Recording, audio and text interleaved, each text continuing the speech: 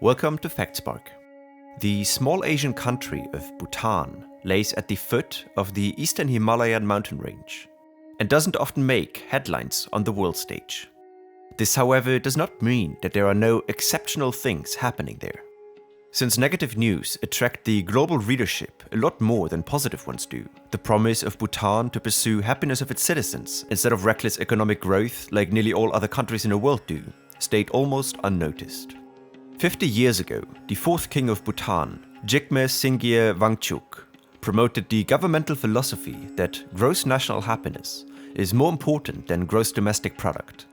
And this idea has been carried forth and has been developed and refined for decades now. The philosophy of promoting happiness of its people through all facets, ranging from natural preservation of culture while consistently raising the overall quality of life, compared to plain and radical economic growth, has been anchored in the laws and legislature of the monarchy for a long time before the 21st century, but with the maturing of Bhutan as a sovereign nation, these values have finally been embedded. In 2008, after 7 years of development, the first national constitution of Bhutan has been enacted. This constitution recognizes economic growth, but at the same time ensures that it never undermines the cultural and natural heritage of the country, and that it will never make Bhutan a carbon-emitting country ever again. 81% of Bhutan's landmass is covered in forest, and over half is protected in the form of national parks, nature reserves, and wildlife sanctuaries. These vast areas impound approximately 4 million tons of CO2 annually, easily counteracting the limited CO2 emissions of around 2.2 million tons from the Bhutanese population and its industries. Adding on the carbon capture is the carbon offset from the export of electricity from its hydropower plants, which offset an approximate 6 million tons of CO2 annually. The constitution enacts that Bhutan may never fall below 60% forested area and a ban on timber exports out of the country, as well as extensive support of communities living in these protected areas, ensure that this will never be the case. These facts actually make Bhutan the first carbon-negative country in the entire world. Next to the preservation and even expansion of its forests, there are many other initiatives which strive for a life in balance with nature's resources.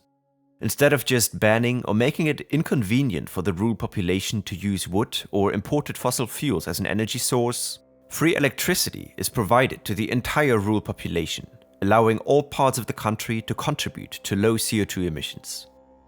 Travel into Bhutan is heavily regulated, making sure that crowds of tourists don't interfere with its goals.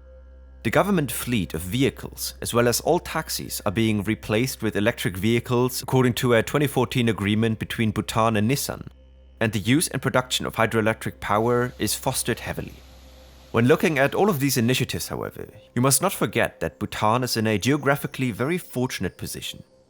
In no way should this reduce the credit given to good governance and to very well-planned long-term goals.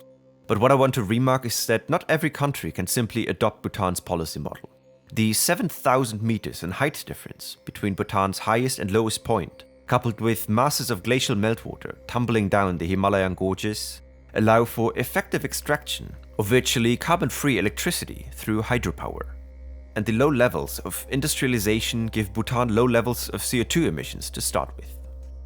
Other countries would have to drastically cut back on all aspects of modern life to achieve the same ratio of carbon emissions and carbon capture, which would most likely end up in an even bigger catastrophe if done too quickly. These preconditions of good governance and the fortunate geography have given Bhutan a head start in the quest for a balanced and sustainable existence on Earth. But even though Bhutan is already the global leader in matters of emission balance, it didn't scale down in its targets, but instead is striving for even more ambitious goals.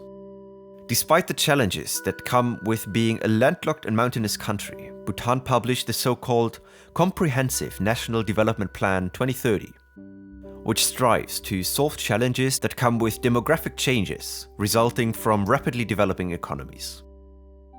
Mainly the rural-urban shift and the balancing of land between different sectors with the gross national happiness in mind have been tackled in the report, which is nicknamed the mother of all development documents.